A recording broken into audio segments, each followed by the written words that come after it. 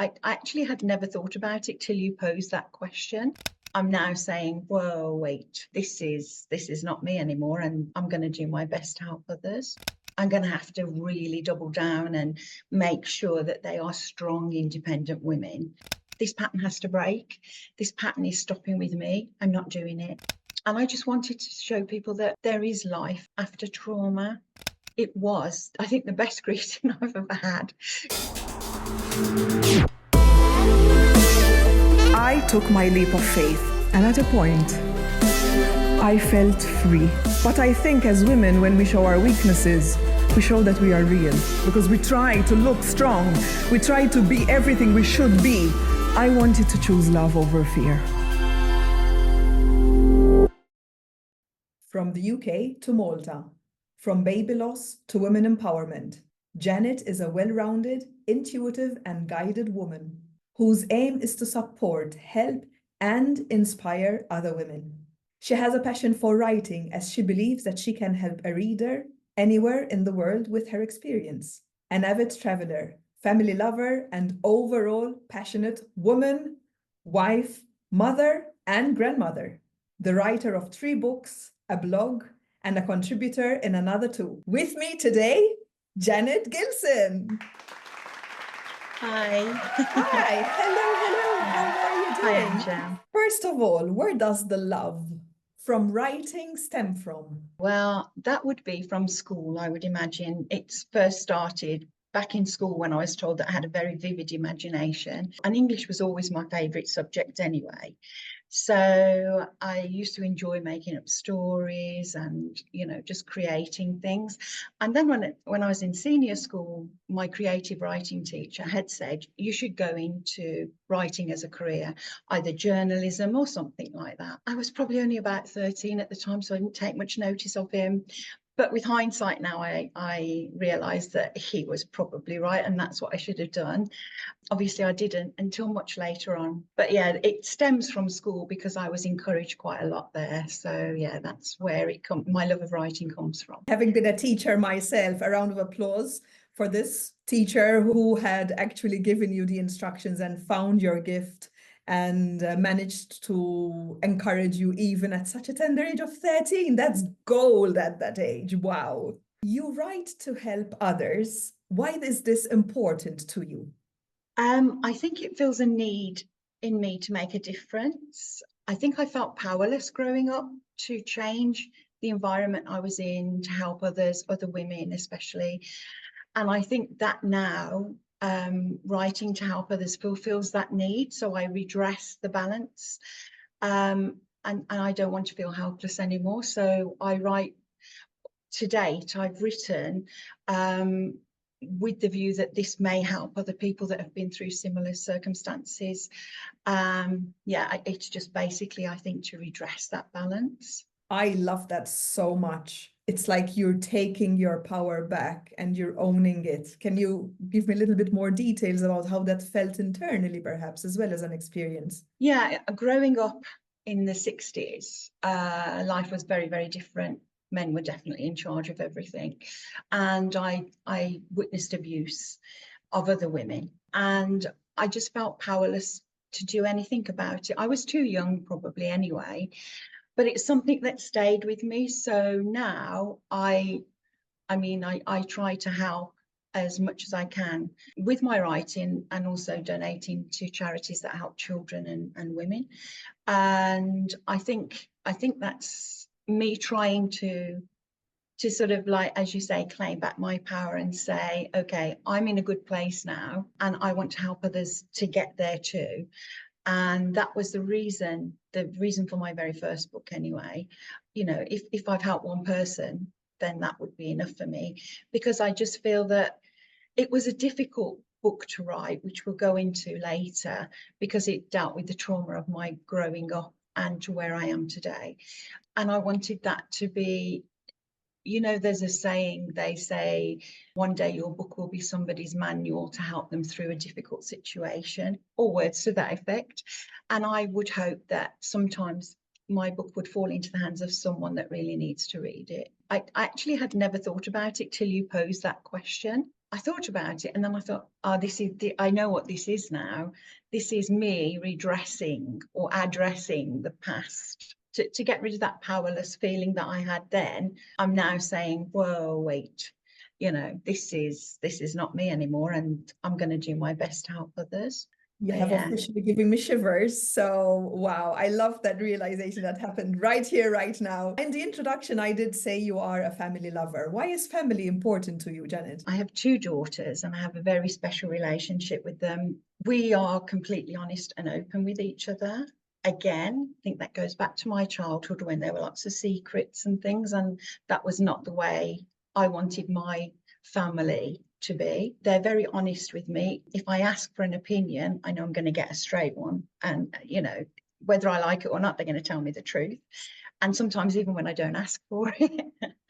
We do have a very close bond. And together with Steve and our small unit, which has now doubled in size since we were just the 4 of us, we have a very loving and close-knit family. And it's unconditional love. We give and receive unconditional love. It's not that we don't have our disagreements at times. We do. We're human like everyone else, but they are always there for me. They have championed me through everything I've ever wanted to do, and they give advice on what I am doing and what I need to do, and they've always been very supportive, and likewise I am with them, and yeah, it's just we have this very special unit, and that's why they are so important to me. I think my daughters have got to be my greatest achievement in life. I brought them up to be strong, powerful women. Having been what I went through, and then to arrive in a very patriarchal society, as you know, I was just like, oh, wow, I'm going to have to really double down and make sure that they are strong, independent women to take on the world. And basically, that's what they've both done. They're much, much better than I am at it, but they were brought up in that environment. But yeah, they are. I'm so very proud of everything they've achieved. And I hope that everything my husband and I, Steve and I, have given to them has stood them in good stead to lead a powerful feminist life. Oh, what a dream. What a dream. I think every viewer is like, can I have Janet as my aunt, mom, sister? Like we all want a piece of you. You did say something there that I'm going to ask a little bit further. You said unconditional love. Now that's something that resonates loudly and beautifully in my ear. But when you were describing before, I would have gathered that you did not receive unconditional love. How did you manage to create a family that unconditional love was imperative, even though you might have not received it if you didn't? I think you go 2 ways in life. You either imitate your parents, or you decide, listen, I'm not having a life like they had. I'm going in a completely different direction. And at some point, subconsciously, I decided that. I don't remember when it was, but I decided I'm not continuing that pattern. This pattern has to break. This pattern is stopping with me. I'm not doing it. So yeah, I mean, it took me leaving my own country and everything else, but I broke that pattern. I broke that mold, yes, like you. And I just thought, no, the feeling that I had was that I would not want to put restrictions on my love for my children, or in any way, shape or form. Like, for example, my mom, God rest her soul, I know that she found it very difficult that I went to live in Malta. I don't think she ever really forgave me for that. I think it was something that she just couldn't get over. And to a degree, I understand why. But for me, because my youngest is now living and working in the UK, married and everything there, and settled, for me, what is most important is their happiness, not how it affects me, because obviously I miss her and I visit her often. But for me, it's important. Primarily, their happiness is my prime important. That's the goal for me, that they're happy. If they're happy, I'm happy. And I think there has to be unconditional love. And of course, now I have 2 grandchildren and they're only young, so they show unconditional love. They're going to tell you as it is. There's no sides with children. They just tell the truth.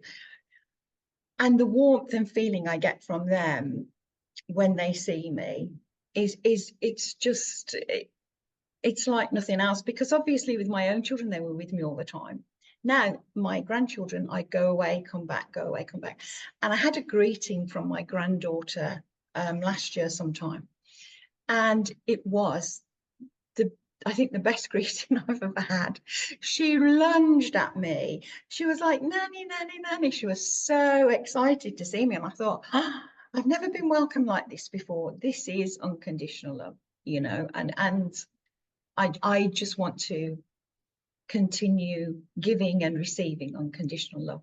And yeah, they teach you every day as well. So thanks for sharing all of that. It's very inspiring. And also, I love that you are reaping the fruits of what you sowed, perhaps in harder times and more challenging times, because when we break a mold, it's not the easiest thing.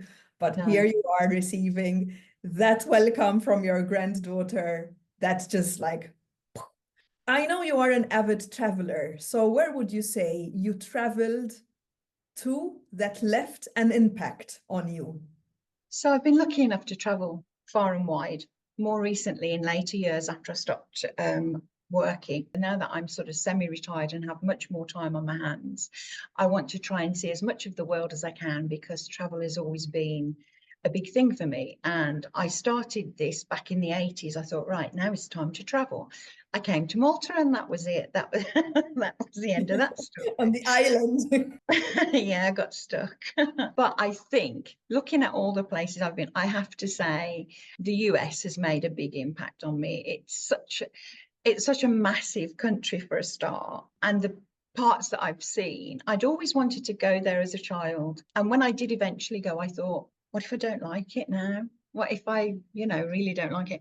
That was, I loved it from the get-go. And everywhere I've been in America, there's always been something that I've really liked and I've always enjoyed it. New York is special, but I think the Hawaiian Islands are my absolute favorite place in the whole world. If it wasn't so far away, I'd go and live there, I think. But the Hawaiian Islands definitely are. It's just, the people are so warm, it's so laid back, it's beautiful, unspoilt. I fell in love with it. And I haven't been anywhere else since that has matched that. Obviously, there's possibility I will go at some point in the future somewhere else and I'll say, okay, this supersedes that. But right now, no, it's the Hawaiian Islands for me. Those are my favorite. You've just put another pin on my world map, because I have been to New York and it was fantastic, but the city life is as good. I also prefer nature and quiet and as raw and real as you get it. And it sounds like the Hawaiian Islands is a recommendation we get directly from you. Thank you. I appreciate that. Which animals were the most wonderful to experience? The Amaro penguins in New Zealand, the koalas in Australia, or the dolphins from the cruise ship? They were all amazing. The dolphins were very sort of quick and very, it was sort of like there, then they'd gone, then they were back, then they'd gone. And it was very natural, very beautiful. And koalas were just amazing. But I think my favorites have to be the penguins. I've always loved penguins anyway. But getting to see them in New Zealand, the Amaro blue penguins were absolutely amazing. They're so tiny anyway, but it's very controlled.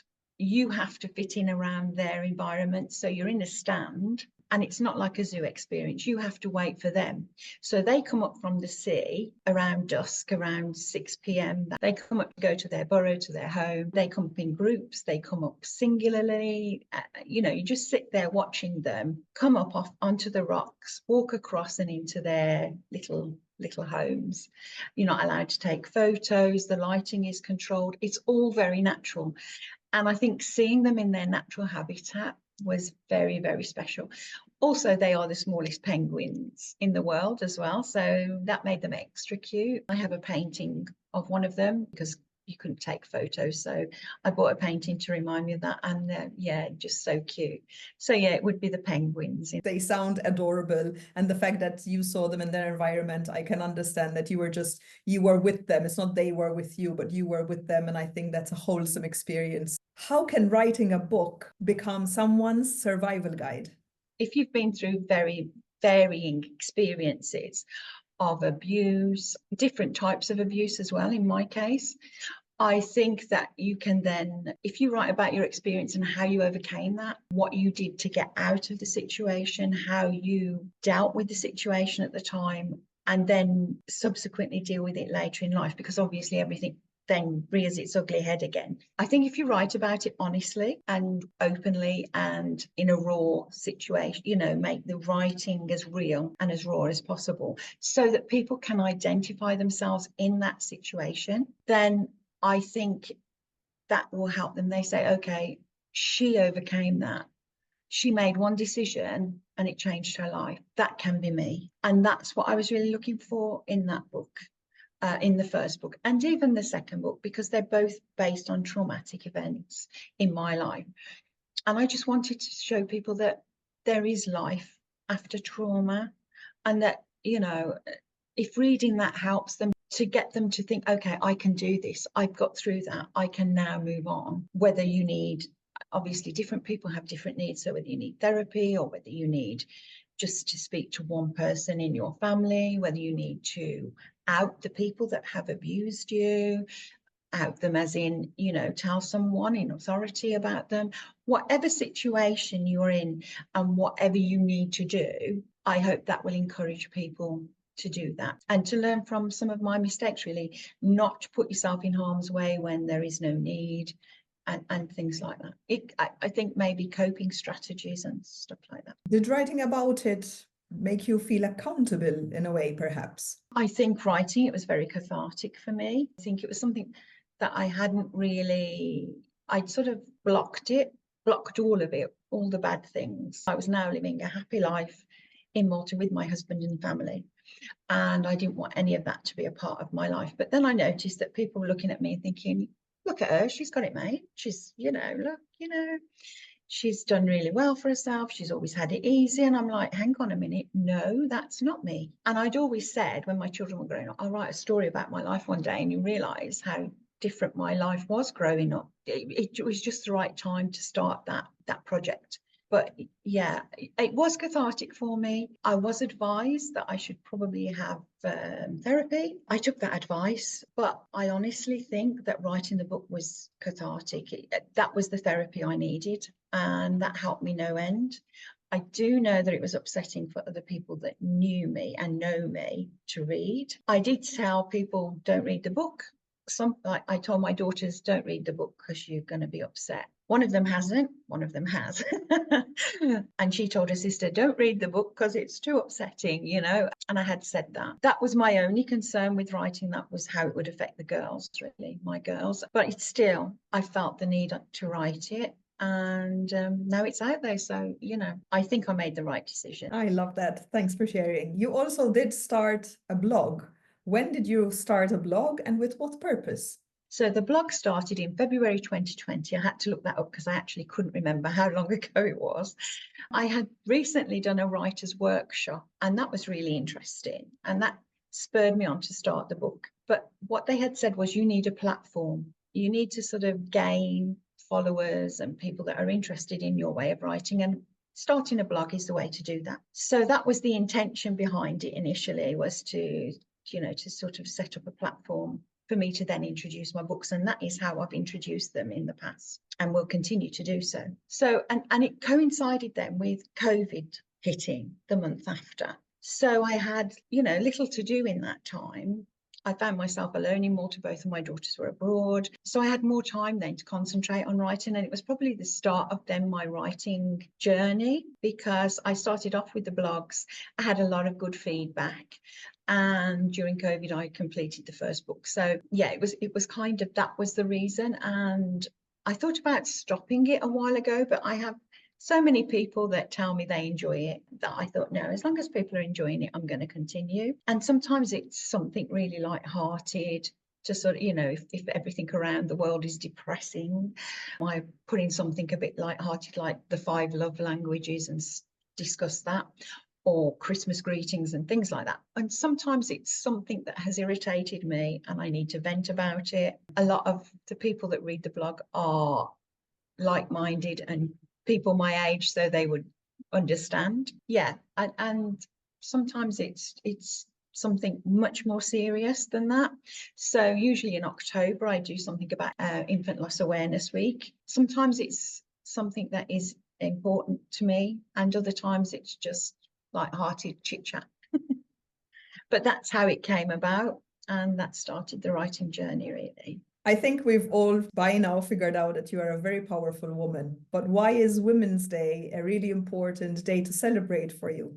Women's Day, right? So this is a good one, bit controversial sometimes, but I think growing up and all of my life, so the last 60 plus years, and for many generations before that, women have been silenced.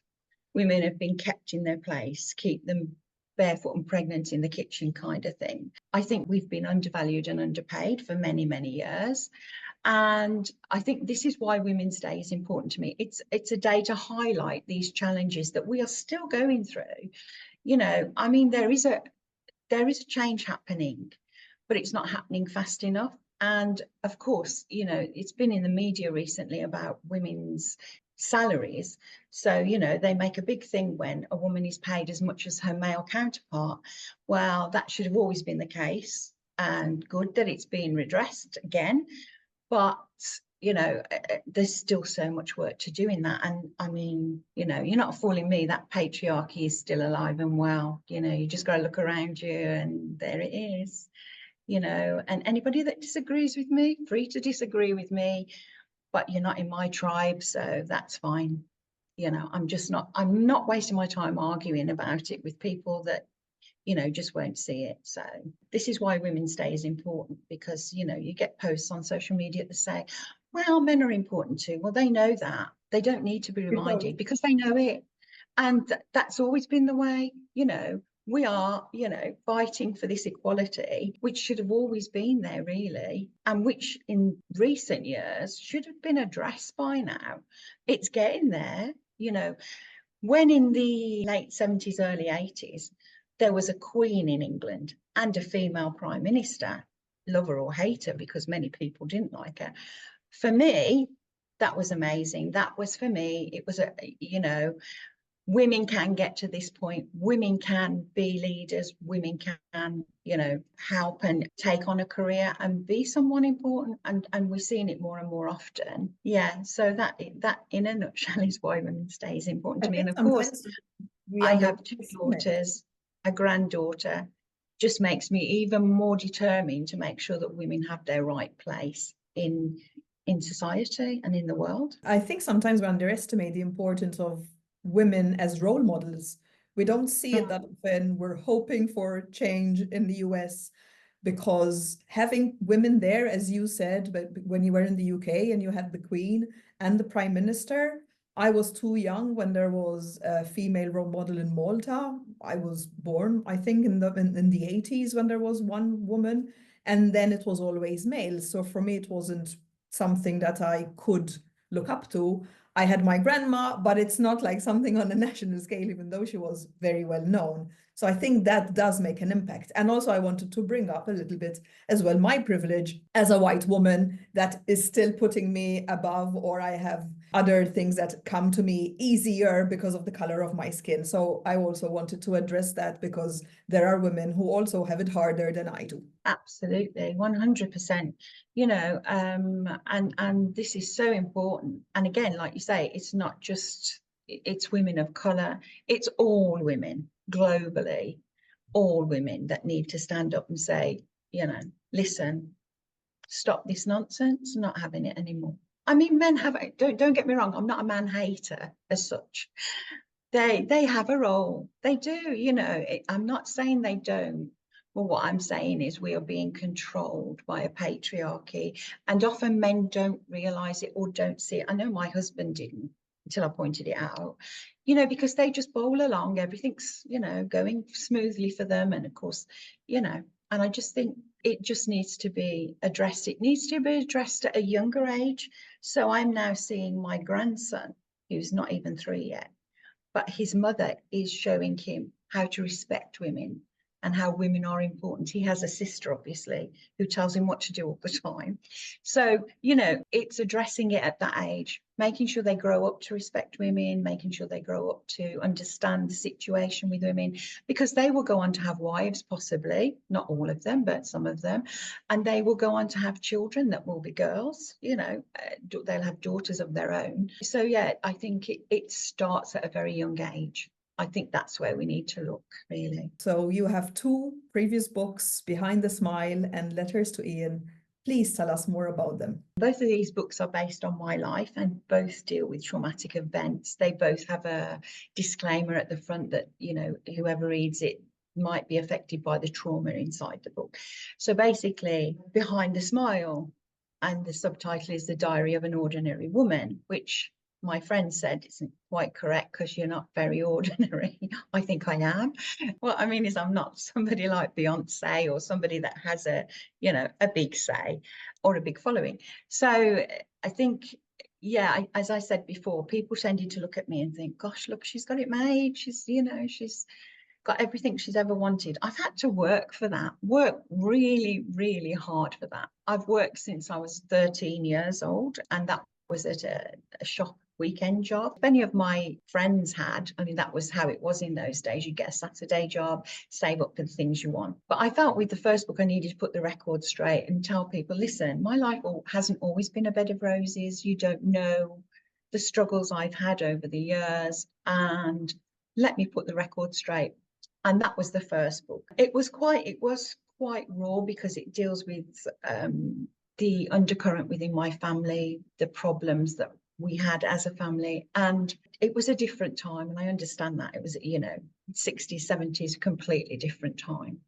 So, you know, we all got smacked. Some of us were perhaps dealt with much more harshly than others. And I thought that was normal initially, until I witnessed other families and then thought, this isn't normal. I have a brother, and my brother and I, he tended to get the brunt of it as I got older.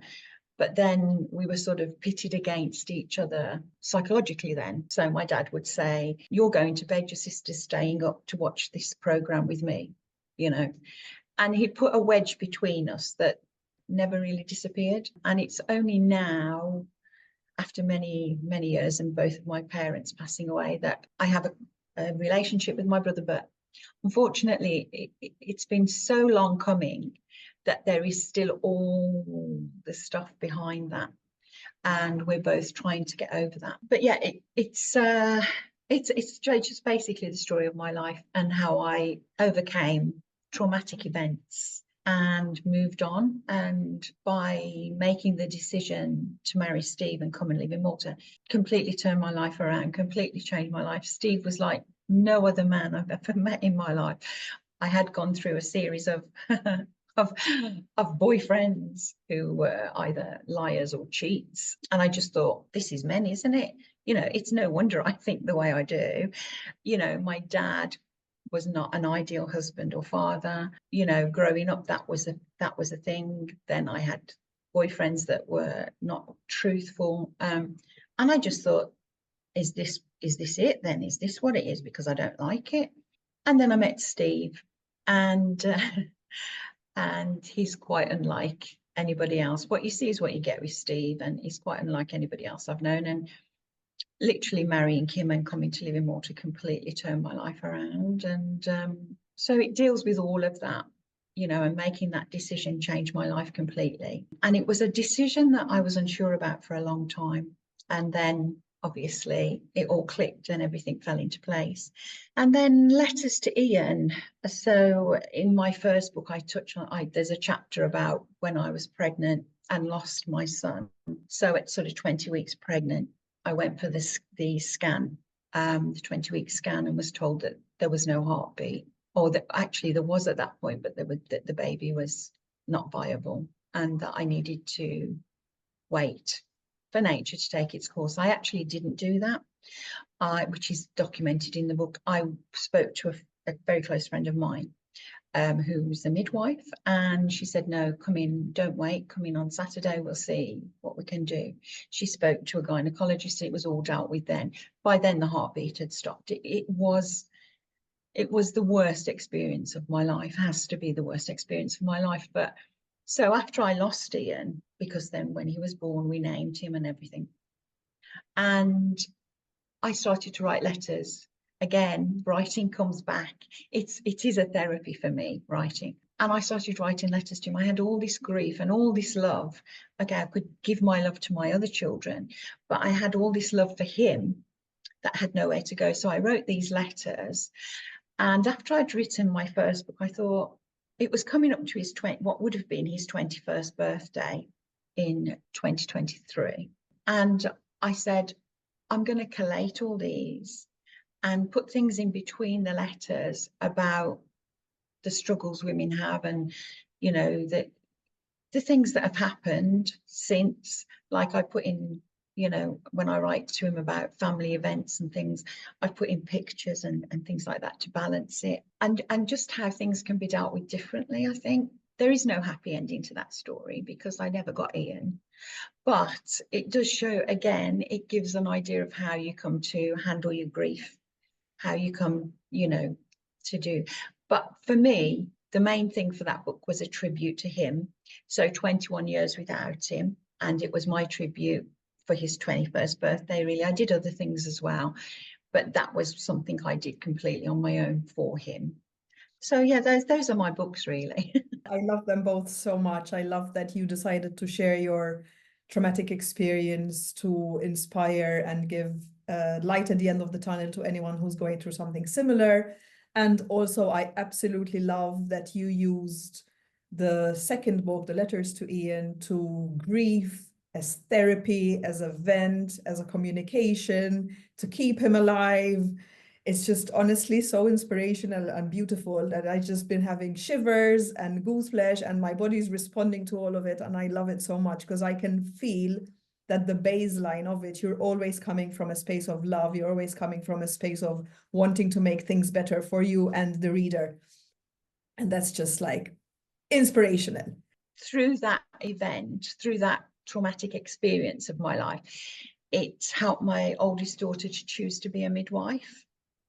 So out of that trauma came something really amazing, in that she is, you know, now a senior midwife, and she's absolutely excellent at her job, in my opinion anyway. And, you know, she writes the foreword to the book, and it is what she, you know, it's why she became a midwife. So yeah, so, you know, something good came out of it at the end of it all anyway. So I love that. I love that it came full circle as well for the family. However, the new book is a complete tangent. Why decide to write a book about pensioners, Janet?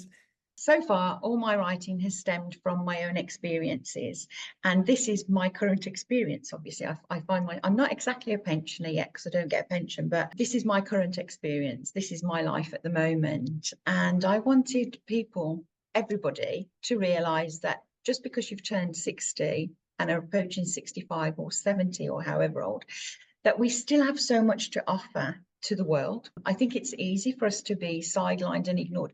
We're not, well, a lot of us are still working, but you know, when you retire and you think, right, put your feet up, people say, oh, she's retired. He's retired now, so don't ask him to do too much. In fact, I think it's a complete misconception that when you retire, life is going to slow down, because for me anyway, all it's done is speeded things up. I'm just so busy all of the time with so many different things, and that's a blessing as well. But yeah, I just think that we, you know, I think we're just written off a bit, and I don't think that's acceptable.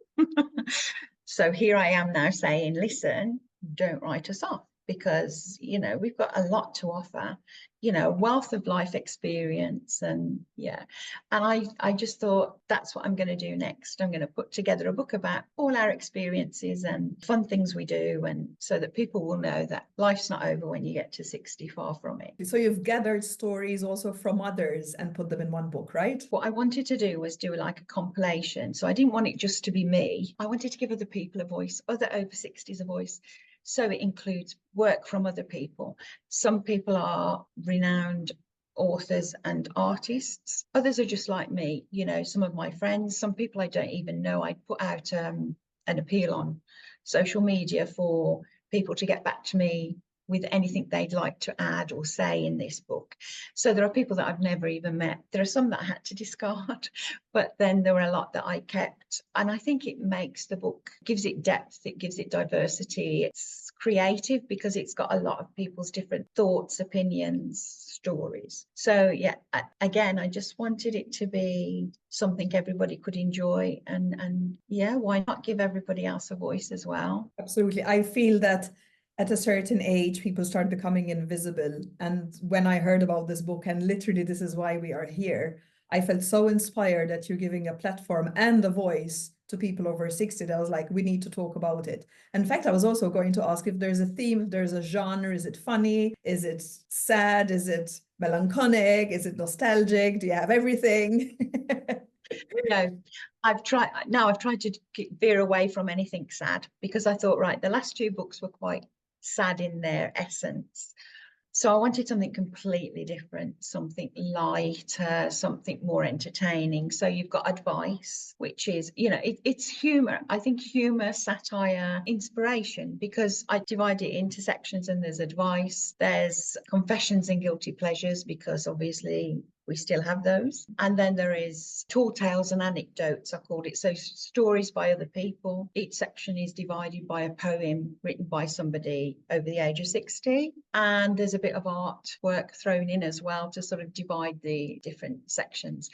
And then the final section is inspirational people, so famous people who have notably achieved great things after the age of 60. So there's a bit of inspiration in there, there's a bit of humour in there, and a bit of common sense, really, sort of like this advice that we're giving you in this book, these bits of advice that I've garnered from everywhere. It's kind of like saying, listen, we know this because we've been through it. We know this because we didn't do it. So we're telling you now, you should be, live in the moment, make sure you don't buy anything on credit that you can't afford to pay back, things like that. Just useful everyday advice. I think it's good for everyone, really. It sounds great. Yeah. And to me, who Anybody. does not have an alive grandparent anymore, sounds like the words of wisdom I need to hear. And through your book, I'll be able to get them. Oh my gosh, this is perfect. Yeah, not everybody in there is a grandparent. Not everybody in there is retired yet. So it's just a whole mixture of people. I mean, we are a diverse as well. We're a diverse population. So it's like everybody over 60. We're not all in the same boat. We're all very different. We all come from different backgrounds, and we have different things to offer. You did mention the charities before, and that this is something important to you. Can you mention the charities that you contribute to, and why this is vital to take a portion from the profits of the books and give it towards charity? So my thinking when I was writing, I don't feel that I need to make millions on these books. If I did, it would be great, because most of it would be going to charity. But for the first book, I decided to divide any of the profits that I received to the charities that I give to the most. So it would be Children's Aid, Action Aid, Women's Refuge, also the Salvation Army that helped the homeless. And there's a chapter in the book about the Salvation Army, the first book, because they had been a refuge to me. So I also give to them in that book. My other charities are Crisis and Cystic Fibrosis Trust. So I sort of divided it up and sent money to different places, and also to a foundation that's here in Malta as well, because most of it was going abroad, but I wanted a portion of it to stay in Malta because that's where I live. So that was important. Then with the book Letters to Ian, profits from that went to the SANS, Stillborn and Neonatal Death Society charity, and also to Tommy's. They both do a similar kind of job in supporting people that have these losses, and sometimes recurrent losses. So I divided that between them. And this book, I always choose charities that are related in some way to the book. So with this book being about pensioners and old age, some of the profits from this book will go to the Alzheimer's Society. Now, I already support them. It has affected my family, and it's something that's quite dear to my heart currently. So a portion of all the profits from the sales of this book will go to the Alzheimer's Society, because I think more can be done in research and helping those that are struggling with it. And yeah, that's again, I think this is possibly stems from me feeling powerless as a child, and I'm trying to give back.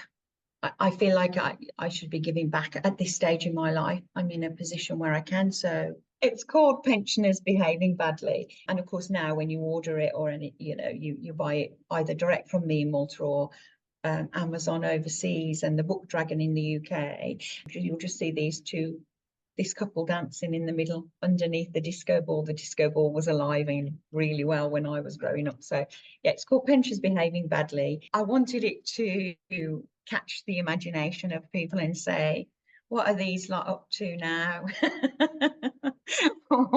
What have they done? Where are they going? What are they doing? And for anybody who wonders what goes on in our head, most of it is written in this book.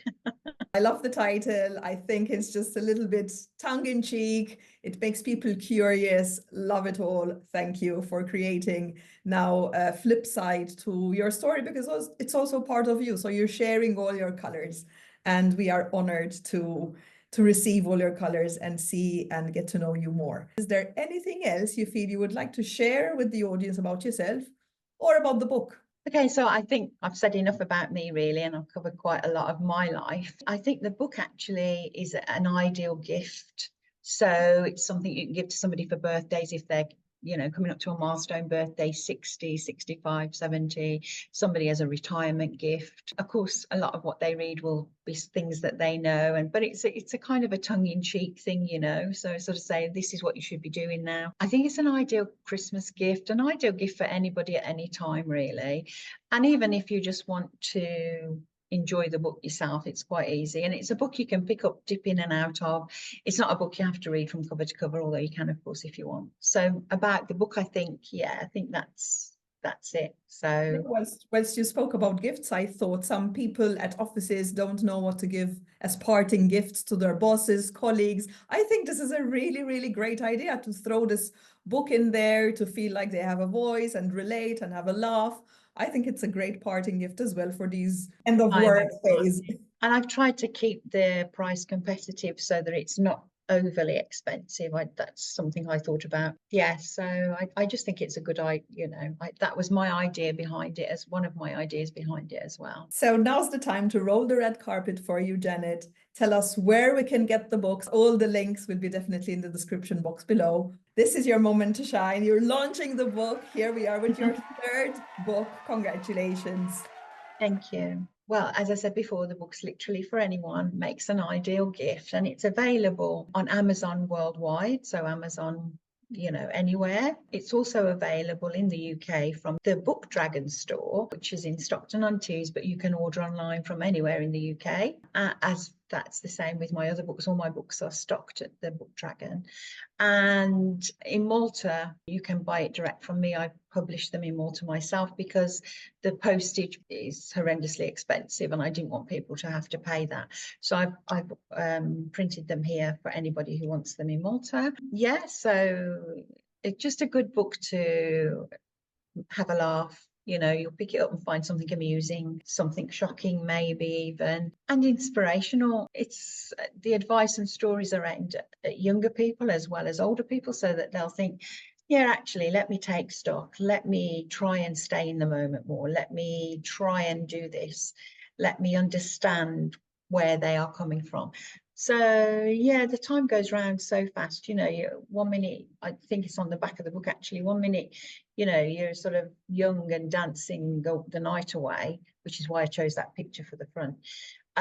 You're in your late teens, early 20s and thinking that, the world's your oyster and you're never going to get old. And then before you know it, you blink and you're 60 and you think, hey, where did that all go? Yeah, I just think that the book is,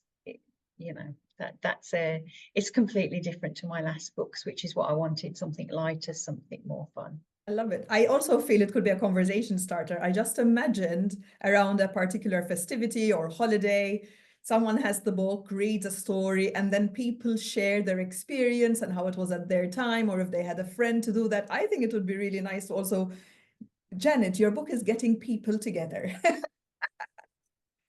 Yeah, that would be great. I'd like that. That would be great. I think it's so nice, because then people can contribute. Perhaps they can share their own experience, that particular story inspired them, and then their children, grandchildren, cousins, nephews, aunties, neighbors can just learn more about the oldies in the households, and that's how you give them the voice. So you've actually managed to crack it once again. Janet, thank you so much for your time, your experience, your knowledge, your wisdom. It's just so beautiful to have been able to chat about this and to be able to give you the platform to share about all your books, especially Pensioners Behaving Badly. Thank you so much. Thank you, Angel. Thank you for giving me your time. It's been an absolute pleasure. Please go in the description box below to get access to any of Janet's books, in particular, the last one, Pensioners Behaving Badly, but not only, and be in touch with Janet if you are residing in Malta to get your copy as well. Thanks for watching. See you on the next one. I took my leap of faith, and at a point, I felt free. But I think as women, when we show our weaknesses, we show that we are real, because we try to look strong. We try to be everything we should be. I wanted to choose love over fear.